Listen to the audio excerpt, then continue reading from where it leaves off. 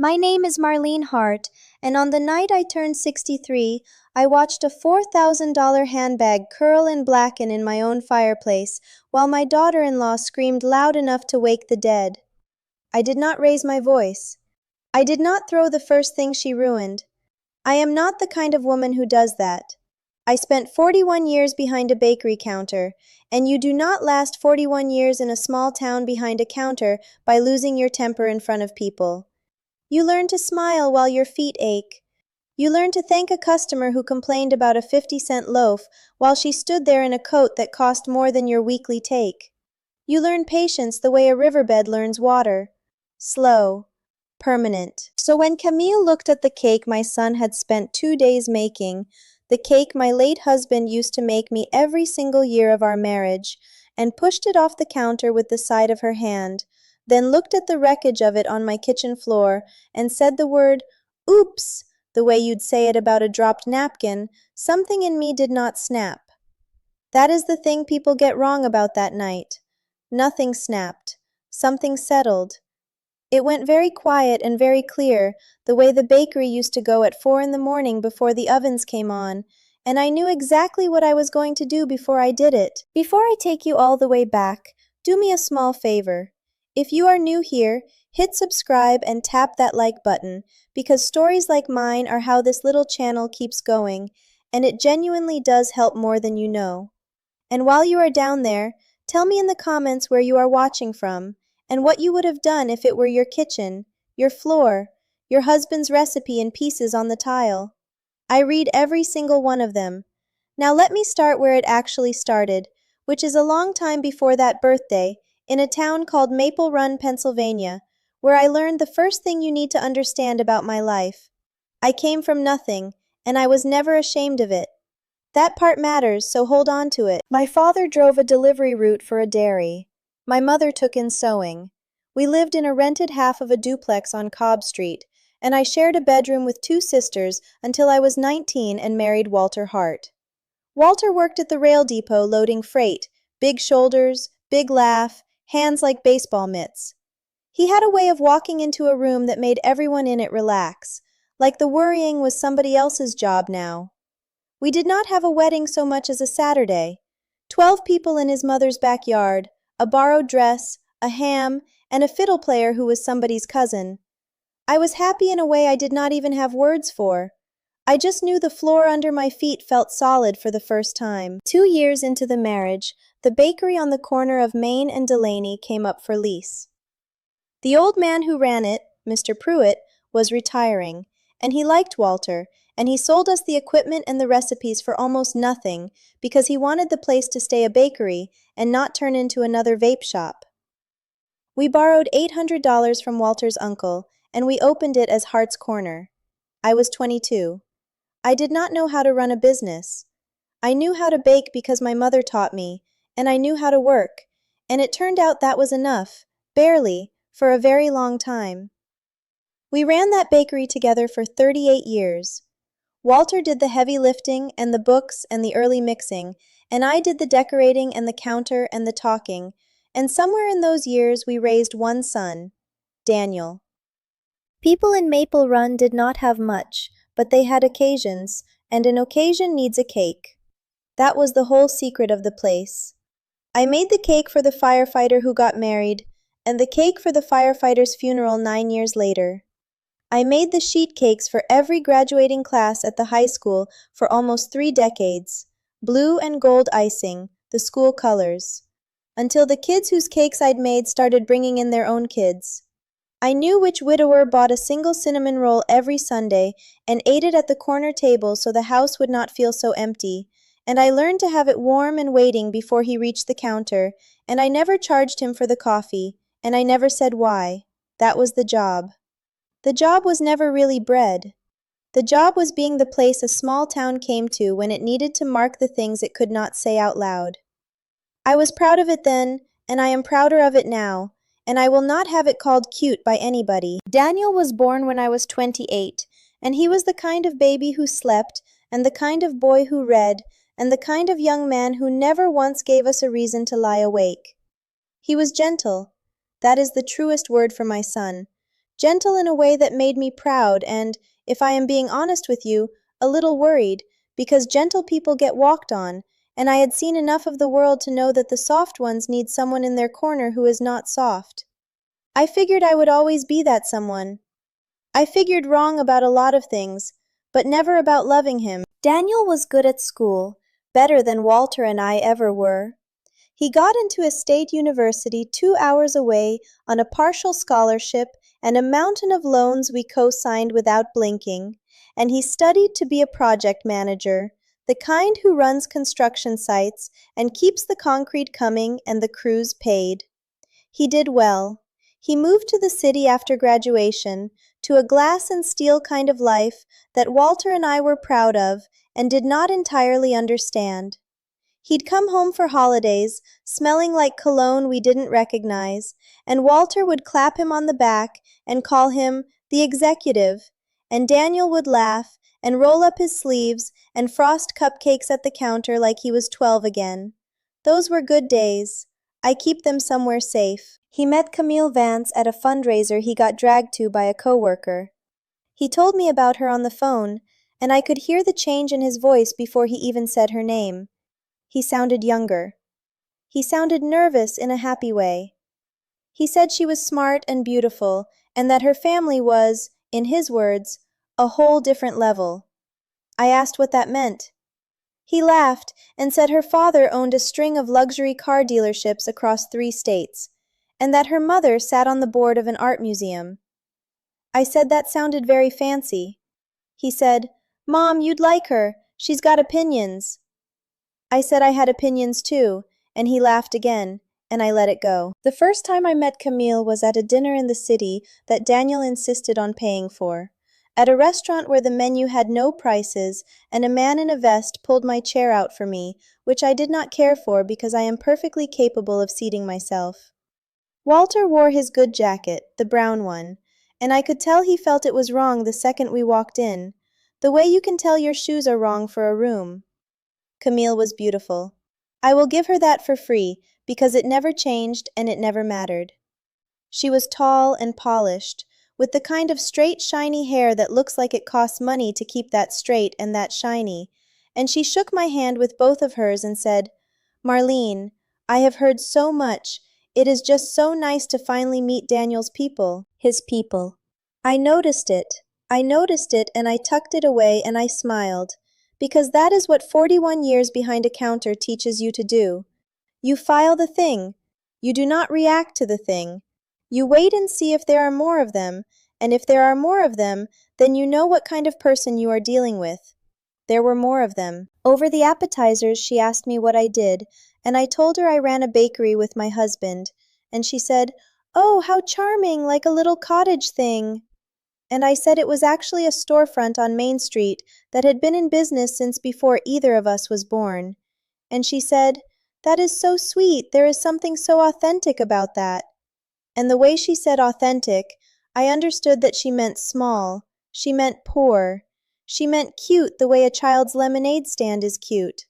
I looked at Walter, and Walter was buttering a roll very carefully and not looking at anyone, which was Walter's way of keeping the peace, and I let it go again. Then her parents arrived, late, and that told me something too.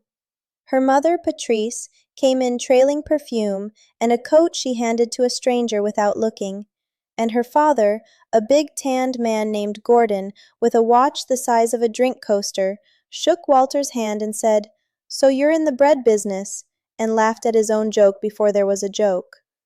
Walter said, "Yes, sir, 38 years," and Gordon said, "Well, somebody's got to do it," and I watched my husband's face do nothing at all, which is how I knew it had landed. That was the first night. I want you to understand that I am not telling you this because I expected the Vances to roll out a carpet for 2 bakers from Maple Run. I did not. I expected the ordinary awkwardness of 2 families from 2 different planets trying to find a shared word. What I did not expect, and what I want you to watch for as I tell you the rest, is that it never got better. It only ever got more polite, which is a different thing, and a worse one.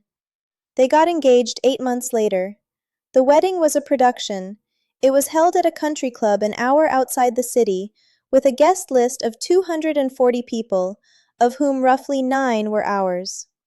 Walter and I paid for the rehearsal dinner because Daniel asked us to, and because it was the one part we could afford if we were careful. And we were careful, and I made the cake myself. I want to stop on that because it matters later. I made the wedding cake myself. 4 tiers, lemon and almond, with sugar flowers I rolled and painted by hand over 3 nights at the bakery after closing, my back screaming, my eyes burning under the work light. It was the best thing I ever made in my life, and I am not a woman who brags. I drove at the hour to the country club at 30 miles an hour, with Walter holding the box steady in the passenger seat, both of us praying over every pothole. We carried it in like it was a sleeping baby, and Patrice Vance looked at it and said, "Oh, how homemade!" and asked the catering manager, in front of me, whether there was a backup option from the club's preferred bakery, just in case. Just in case of what? She did not say. The cake was gorgeous. People at that wedding stopped me to tell me so. But Patrice had already decided, before she tasted it, that anything that came out of my hands was a risk to be managed. Camille never thanked me for it. I am not saying that to be petty.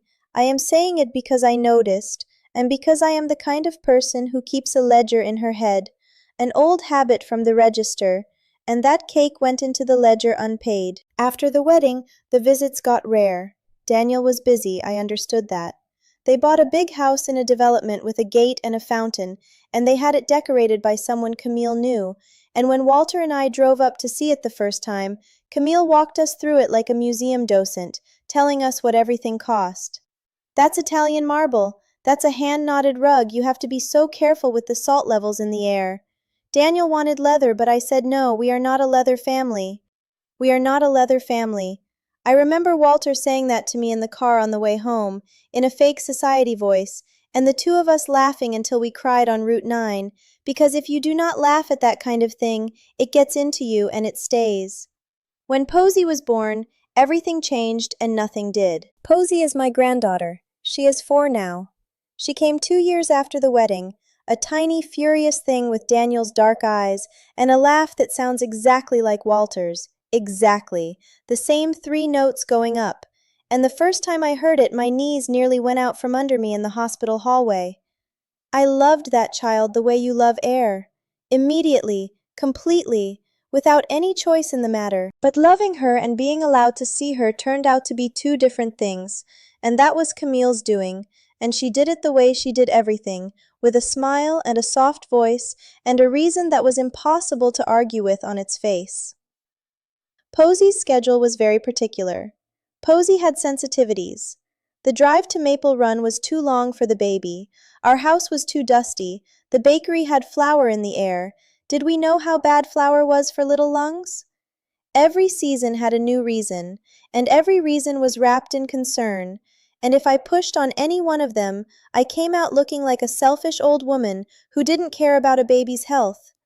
So I drove to them, 2 hours each way, with a cooler of the cookies Posey loved, the soft molasses ones, and half the time when I got there, Camille would say the baby was napping, and could I please keep my voice down? And I would sit in that cold, beautiful living room, on the rug we were not a leather family enough to ruin, and I would wait. And sometimes Posey would wake up and run to me, "Gamma, Gamma!" And for 10 minutes the whole drive was worth it. There was one Christmas Eve I think about more than the others, because it was the closest I ever came, before the birthday, to saying the true thing in the room. Posey was 2.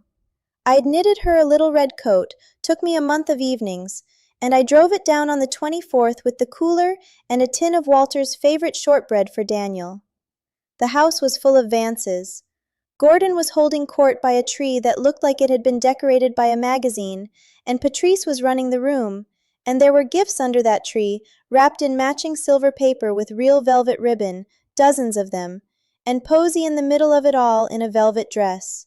I gave her the red coat. She loved it. She put it on right there over her dress and would not take it off, twirling, and my heart was so full it hurt. And Camille looked at my granddaughter in the coat I'd made, and she said, to Patrice, not even bothering to lower her voice, "Oh, that's so sweet. It's handmade. We'll keep it in the car for emergencies." For emergencies. A month of my evenings, demoted to a car blanket in one sentence, in front of a room full of her people, and Patrice laughed her little museum board laugh, and I stood there holding a tin of my dead husband's shortbread that nobody opened, and I smiled. I filed it. I drove home that night 2 hours in the dark, alone, on Christmas Eve, and I told myself it did not matter because Posey loved the coat, and the child did love the coat, but the coat went in the car, and I knew it, and that one went deep in the ledger with a heavy line under it. Walter died on a Tuesday in March, 19 months before the birthday I am telling you about. He was loading the proofing cart, the same thing he had done 10,000 mornings, and he sat down on the stool by the mixer and told me his arm felt funny, and by the time the ambulance reached the corner of Main and Delaney, my husband of 41 years was gone. Just gone. The man who made the floor under my feet feel solid, gone between one breath and the next, in the warm dark of the bakery before the sun was even up. I will not spend long here because I cannot. But I have to tell you one thing about the funeral, because it is the second item in my ledger that you need to remember. Camille came late. She came late to my husband's funeral, in the city she lived 90 minutes from, in heels that clicked down the church aisle during the eulogy, with a black bag over her shoulder, brand new, the buckle catching the light. She sat in the back. She left before the reception, before the casseroles, before a single person from Maple Run could shake her hand. And she took Daniel and Posey with her because, she said, the drive, the baby, the long day. My son apologized to me with his eyes from the church door. I have never blamed Daniel for that day. I have blamed her for it every day since. That bag, by the way, the black one with the buckle. I learned later it was the first Gucci. There would be others. I sold the bakery 8 months after Walter died. I could not run it alone, and I did not want to, because every corner of it was him, and grief and dough do not mix. A young couple bought it and they kept the name, Hart's Corner, which was kind of them, and I went home to the little house on Lark Street that Walter and I bought when Daniel was 10, and I learned how to be one person in a house built for two. It is the loneliest arithmetic there is. One coffee cup, one side of the bed, one plate. Daniel called more after his father died, to his credit. He worried about me. He'd drive up alone sometimes, when Camille had Posey at some lesson or other, and we'd sit on the back porch and not talk much, and that was its own kind of medicine. He never said it out loud, but I think being in his mother's house, in the quiet, was the only place he let himself miss his dad.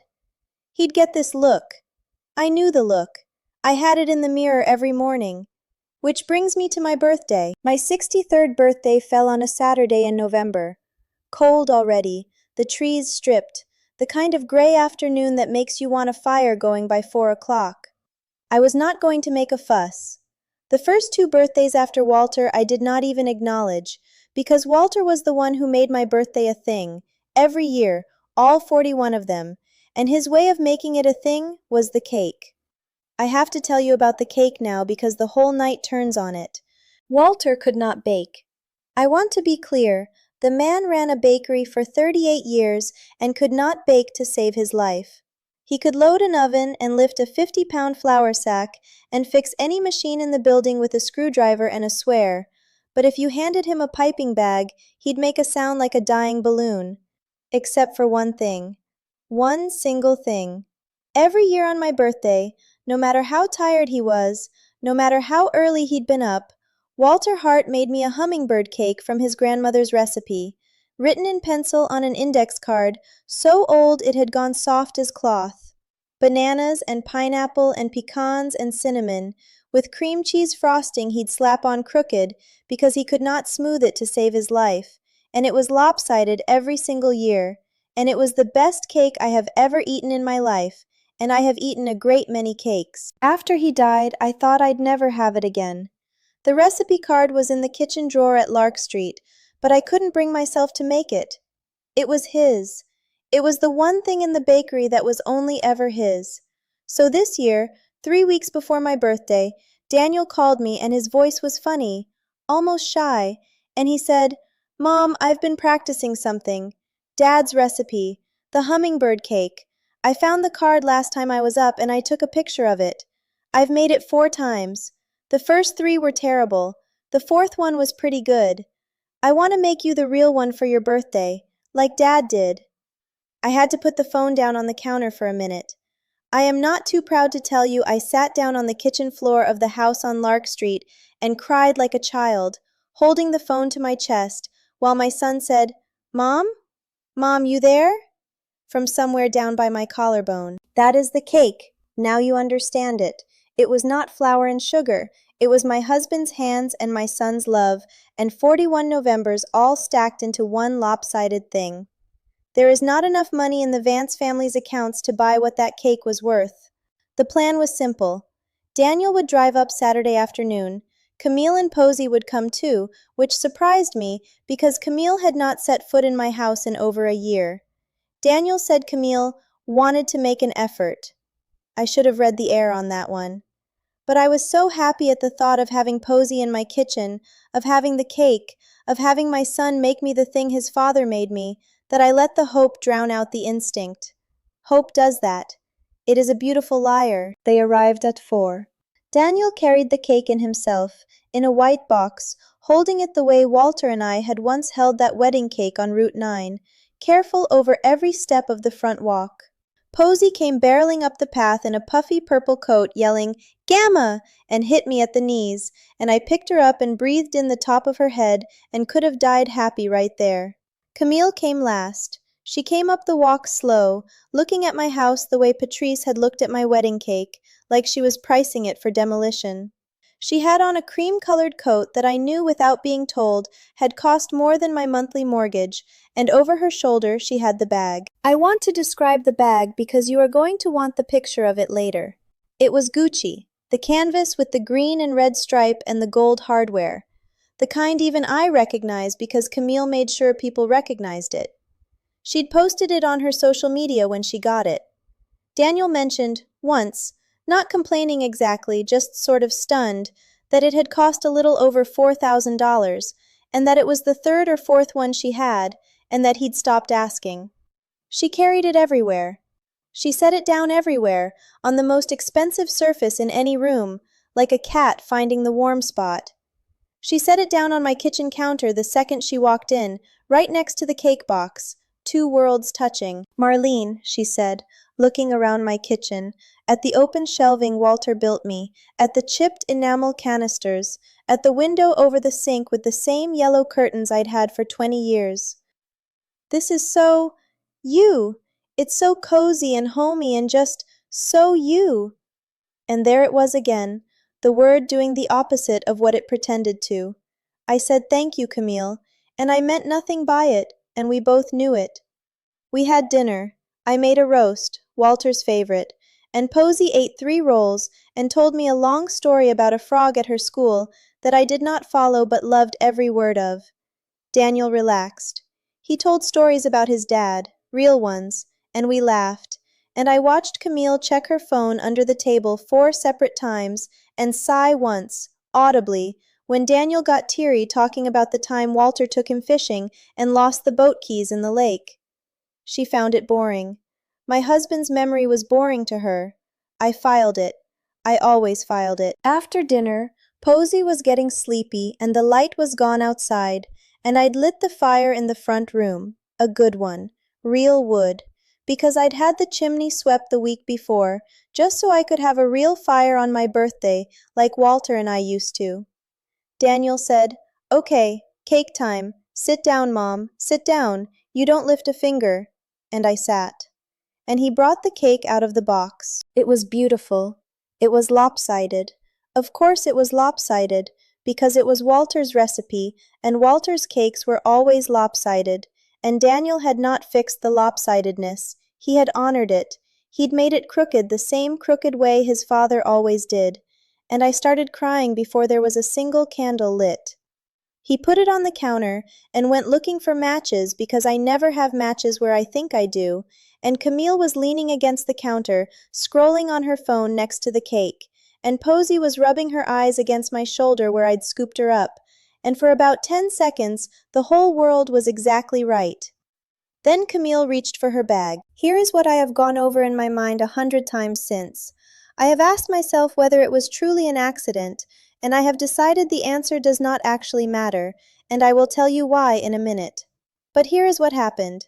She reached across the counter for that Gucci bag, which she had set down on the far side of the cake, and instead of going around, she went over, her arm and her sleeve passing right over the top of the cake, and her forearm caught the high, lopsided edge of it, the crooked part, Walter's part, and the whole thing went sideways and slid off the counter and hit my kitchen floor with a wet, heavy sound I will hear for the rest of my life. Cream cheese frosting and pecans and 41 Novembers face down on the tile. The room went silent. Posy lifted her head. Daniel turned around with the matches in his hand, and his face just fell. The bottom dropped right out of it. This 35-year-old man who'd practiced 4 times, whose third one was terrible, and whose fourth one was pretty good, looking at his fifth one on the floor.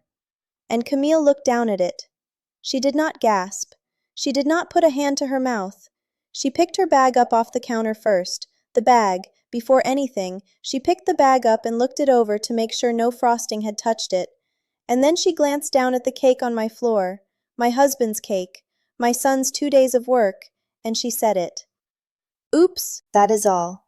One word, flat, already bored, already moving on. She said, oops, the way you say it about a coaster. And then she said, don't worry, Marlene. I'll order something from the place by us. They do this gorgeous flowerless thing. Honestly, it'll be an upgrade. And she actually started typing on her phone to order the upgrade, standing over the ruins of the only thing I wanted in the entire world on my 63rd birthday. I told you nothing snapped. I meant it. What happened in me was the opposite of snapping. It was a kind of terrible calm. The bakery at 4 a.m. before the ovens, everything quiet and clear and slow. I set Posy down gently on the couch and I said, baby, watch the fire for Gamma, watch how pretty. And she did. She turned and looked at the flames. Good girl, because I did not want her to see what I was about to do, and I have never once regretted that I spared her the sight of it. I stood up. I walked across my kitchen. Camille was still typing.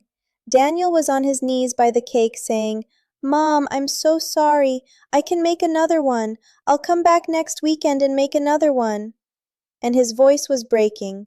And that right there, was the thing that did it. Not the cake. My son on his knees on my kitchen floor, apologizing to me for something he did not do, while the woman who did it shopped for a replacement on her phone and called it an upgrade. I walked up to Camille and I held out my hand and I said, very pleasantly, Camille, may I see your bag for a second? I want to make sure none of the frosting got on it. And she handed it to me. That is the part people do not believe. She handed it right over, because of course Marlene from Maple Run would be worried about the precious bag. Of course the little bakery woman would understand what mattered, and she went right back to her phone. She handed me $4,000 of Italian leather and gold hardware because it never occurred to her, not for 1 second, that I was a person who might do something about anything. I walked the bag into the front room. I stood in front of the fireplace that I'd had swept the week before for my birthday, with the good fire going, real wood, and I looked at the flames for one moment the way Posy was looking at them, and then I opened my hand and I let the bag drop straight into the fire. It did not catch right away. That is the thing nobody tells you. Leather and canvas do not whoosh up like in a movie. It sat there a second on the burning logs, this absurd, expensive object. And then the canvas started to brown and pull, and the gold buckle went dark, and the whole thing began to curl in on itself, like something alive trying to get small, and a smell came off it, chemical and sweet and awful, and the flames found the strap and ran up it, and that was when Camille looked up from her phone. I have never heard a sound like the one she made. It came up out of her from somewhere underneath all the polish, raw and high and animal, and she ran at the fireplace, and Daniel caught her around the waist before she could put her hands into an open fire after a handbag, which, I want it on the record, is the only reason that woman still has eyebrows. She was screaming the number. That's $4,000, that's $4,000. Are you insane? You insane old woman, that's $4,000. Over and over, the number, only ever the number, while my husband's cake sat ruined on the floor 6 feet away, and she had not said one true word about that. And I stood there in front of my fire on my birthday, calm as the bakery at 4 a.m., and I waited until she ran out of breath, and then I said the only thing I said the whole time. I said, "Oops!" The room went so quiet you could hear the bag finishing in the fire. I would like to tell you that Camille had a moment of reckoning right there, that she understood. She did not. People like Camille do not have reckonings in the moment, because the moment is full of the number, and the number is the only language they have. She turned on Daniel and started screaming at him, that his mother was crazy, that she'd warned him, that this was exactly what she'd been saying for years, that his people were like this. And there it was, the phrase from the very first dinner, his people, all the way back. She grabbed Posey off the couch hard enough that the baby started crying, real crying, scared crying, and she said they were leaving. They were leaving right now, and she stormed out of my house into the cold without her coat, which she'd left on a chair, and stood by the car shouting for Daniel to bring the baby's things, and to bring her coat, and to deal with your lunatic mother. And my son stood in my kitchen between the ruined cake and his mother, and his car full of his screaming wife and child, and I watched him have the worst 30 seconds of his life. He picked up the cake first. I want you to know that. Before he did anything else, my gentle son got down on the floor and scooped my husband's ruined hummingbird cake back into the box with his bare hands. All of it, the broken pieces and the pecans, like he could not stand to leave it on the floor 1 second longer, and his hands were shaking, and he said without looking up, "I'm sorry, Mom. I have to go. The baby. I'm so sorry. I'll call you." And he went. He took Posey and the coat and his wife, and he drove off into the November dark. And I stood alone in my house on my 63rd birthday with a fire dying down over the bones of a Gucci bag and frosting on my kitchen floor. And I sat down at my own table, and I had a cup of coffee. 1 cup, 1 coffee cup, in the loneliest arithmetic there is, and I was not sorry. I want you to hear that clearly. I sat there, and I checked myself the way you check a tooth with your tongue, looking for the pain, the regret, the shame, and it was not there. What was there was the quiet, the terrible, clean, 4 a.m. quiet. I had finally done a thing instead of filing a thing, and the quiet was the sound of 40 years of filed things going still at last. Now, here is where you stop and tell me in the comments. Was I wrong? I have asked myself that, and I want to know what you think, honestly, because the easy version of this story is that I was a righteous old woman who taught a snob a lesson, and I am not interested in the easy version. I burned $4,000 of someone else's property in front of a 4-year-old's grandmother's fireplace. I am not going to pretend that is a small thing, but I will tell you what happened next, and then you decide. Camille did not speak to me for 3 weeks. That part I expected. What I did not expect was the campaign, because Camille did not just get angry, Camille got organized. Within a few days, I started hearing things from people in the family, from Daniel's cousin Renee, from Walter's sister Joan, that Camille was telling everyone I had had a breakdown, that grief had made me unstable, that I had attacked her, that I'd thrown her bag in the fire in a rage and lunged at her, and that she was genuinely frightened for Posey's safety around me. She used that word, safety, the way Patrice once used just in case, and it worked the same way. Because once a woman says she is frightened for a child's safety, the burden flips, and now I am the one who has to prove I am not dangerous, and you cannot prove a thing like that. There is no document for it. She told Daniel that Posey was not to be alone with me. She told him the drive to Maple Run was off the table indefinitely. She framed it all as concern, every bit of it, soft voice and worried eyes, the same machine she'd run for 4 years, and I watched my son get caught in the gears of it.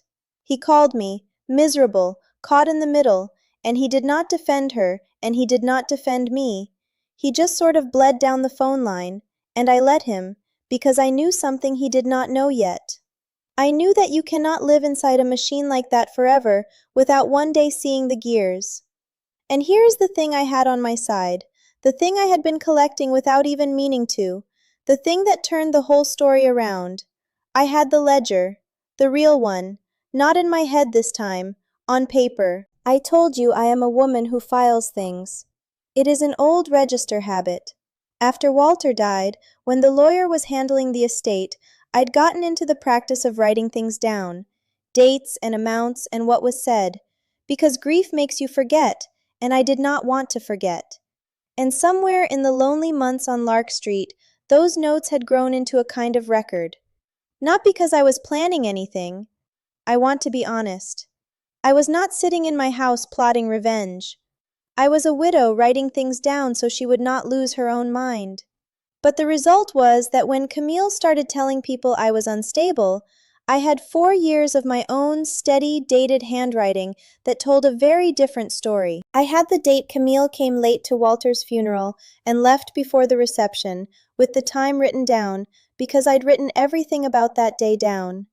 I had the texts, screenshotted and printed, the ones where I'd asked to see Posey and gotten the dust excuse, the flower excuse, the schedule excuse, all dated, all in her own words. I had the voicemail she'd left me once, 2 years back, that I'd saved without quite knowing why, where she told me in that soft poison voice that we just feel Posey does better with structure than with spontaneity, so maybe call before you think about coming, okay, Marlene? Okay? Great. I had a photograph even, that Daniel had texted me without thinking, of the 4th practice cake, the pretty good one, with the message, "Getting closer, cannot wait to make you the real one, Mom." Dated 3 weeks before my birthday. Proof, in my son's own words, of what that cake was and how long he'd worked on it. I did not blast any of this out to the family. That is not who I am, and it would have looked like exactly the kind of hysteria Camille was accusing me of. Instead, I waited, the way I waited at the counter, the way I waited at that first dinner counting up the little words. I waited for the right person and the right room. The right person turned out to be my son, and the right room turned out to be my kitchen again, 6 weeks later, 2 days before Christmas. Daniel drove up alone.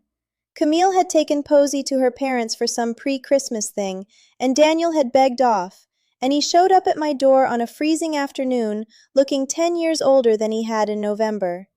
He sat down at the table where I'd had my 1 cup of coffee on my birthday, and he put his head in his hands and he said, "Mom, I don't know what's real anymore." So I showed him what was real. I did not lecture him. I did not say I told you so, though God knows I'd earned it. I got out a folder, a plain manila folder, and I laid it on the table between us, and I opened it, and I let my son read his own marriage and dates and his mother's steady handwriting. I watched him read the funeral entry. I watched his jaw move. I watched him read the texts about Posey, all the dust and the flower and the schedules, in a row like that, where the pattern is undeniable, where you cannot tell yourself each one was reasonable, because you see all of them stacked, and you understand it was never about dust. I watched him get to the voicemail transcription. The call before you think about coming, okay, Marlene, okay, great. And I watched my gentle son's face go to a place I had never seen it go. And then I did the hardest thing. I played him the cake. Not literally, but I put the printout of his own text in front of him, the photo of the 4th practice cake. "Cannot wait to make you the real one, Mom," dated 3 weeks before, and I said, very quietly, "Daniel, I have never once told you that you ruined my birthday. You didn't. You made me the most beautiful gift I have ever gotten, and your father would have wept to see it. I burned that bag because of what it meant that she picked it up off the counter before she even looked at the floor. I want you to think about that, not the bag, the order she did things in. She made sure the leather was clean before she looked at your 2 days of work on the floor. That is the whole marriage, son. That is the order of everything. The thing first and the people second, every single time, he cried. My 35-year-old son cried at my kitchen table the way he hadn't cried since the funeral, and I let him, and I did not say one more word, because I had said the true thing, and the true thing does not need help. I am not going to sit here and tell you that my son left his wife that night and rode off into a happy ending. Real life is not a clean break. It was messier and slower and sadder than that. But that afternoon was the day the gears stopped turning him, and that is the day everything actually changed. Over the next months, Daniel started seeing it on his own, which is the only way that ever sticks. Once you have shown someone the pattern, they cannot unsee it, and they start catching it live. He told me later about the moment that finished it for him. It was something small. Of course it was something small. It is always something small. It was a Sunday, and Posey had drawn a picture at school, a drawing of her family, and in the drawing she'd drawn Daniel and herself, and Gamma, me, in my yellow kitchen, with a cake, and Camille had looked at the drawing and said, "Sweetie, that's nice, but why is the strange old lady's kitchen in it? We should draw our house. Our house is so much prettier. Let's draw the fountain." And she'd thrown the drawing away. In front of the child. And Daniel, he told me, stood in his beautiful kitchen with the marble and the rug we were too leather a family for, and watched his wife throw their daughter's drawing of her grandmother in the trash and call me a strange old lady, and he said something in him just closed like a door. The thing first, the people second, every single time. Once you see it, you cannot stop seeing it. They separated in the spring. It was not loud and it was not pretty, and I am not going to dress it up. There were lawyers, because there is always a Gordon and a Patrice on the other side, and people like that do not let go of anything without a fight. And they came after Daniel hard on custody, and yes, Camille's lawyer tried to use the bag, tried to use the unstable grandmother who set a fire, and you know what stopped it cold? The folder. My plain manila folder of dates and texts, and my own steady handwriting, 4 years of it, that told the court a long, quiet story about who had actually been keeping a child from her family, and who had been driving 2 hours each way with a cooler of molasses cookies and getting turned away at the door. A judge can read a pattern same as a son can. The "frightened for the baby's safety" line does not survive contact with 4 years of dated texts about flour and dust. The Vances did not take it well. Gordon called Daniel once, the only time he ever called him directly in all the years they were family, and told him he was making a poor financial decision, which I thought summed up the whole clan in 4 words, because to Gordon Vance, a marriage ending was a line item that had gone the wrong way. Patrice told people around the museum that Daniel had some kind of episode. The same word, episode, breakdown, unstable. The family always reaching for the language of madness when the truth is just somebody finally drawing a line. I want you to notice that. When you stop absorbing things, the people who counted on you absorbing them will almost always call it a sickness. It is the oldest trick there is. It is easier to call the person with the floor crazy than to admit you spent years standing on them. And Camille, to the very end, never once said the word sorry. Not about the cake, not about the coat in the car, not about Walter's funeral, not about any of it. The closest she ever came was a text to Daniel during the lawyer months that he showed me, where she wrote that she regretted that things escalated at the birthday. Escalated. Like the cake escalated itself onto the floor. Like the bag walked into the fire on its own. That word told me she had not changed 1 inch and never would, and it told me I had read her right from the very first dinner, all the way back to his people over the appetizers. Some folks you read correctly in the first 10 minutes and then spend years hoping you were wrong. I was not wrong. Daniel has Posey half the time now. Real time, whole weekends. And do you know where my granddaughter is sitting as I record this for you? She is at my kitchen table on Lark Street, in the yellow kitchen, eating a molasses cookie and waiting, very impatiently, because her father is in the next room. Because today is the first Saturday of the month, and on the first Saturday of every month now, Daniel makes the hummingbird cake. His father's recipe, the index card gone soft as cloth, written in pencil. He has made it so many times now that he is actually good at it, better than Walter ever was, and the first time I told him that I thought he was going to argue, but instead he laughed and said, "Don't tell Dad." And we both looked up at the ceiling like Walter might be listening, and maybe he was. He still makes it lopsided. I asked him once why he doesn't smooth the frosting now that he can, and he looked at me like I'd asked why the sky is up there, and he said, "Because Grandpa's were lopsided, Mom." Lopsided on purpose. Honored, not fixed.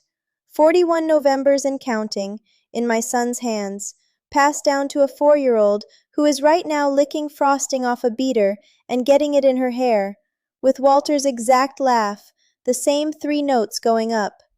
So you asked me, or I asked you, whether I was wrong. Here is where I have landed, and then I will let you go. I do not think I burned a handbag because I am a vengeful woman. I have thought about this for a long time, and I do not think that is what it was. I think I spent 41 years learning to file things instead of feeling them, to smile at the counter while my feet ached, to laugh in the car on Route 9 instead of saying the true thing in the room, and I think all of that patience, every bit of it, was real and good and got me through a hard life with a good man. But I think there is a point where patience stops being a virtue and starts being a way of teaching people that you will absorb anything, that you have no floor, that they can put the bag first and the people second forever, and you will just keep driving 2 hours with the cooler. The bag was not the cake. The bag was the floor.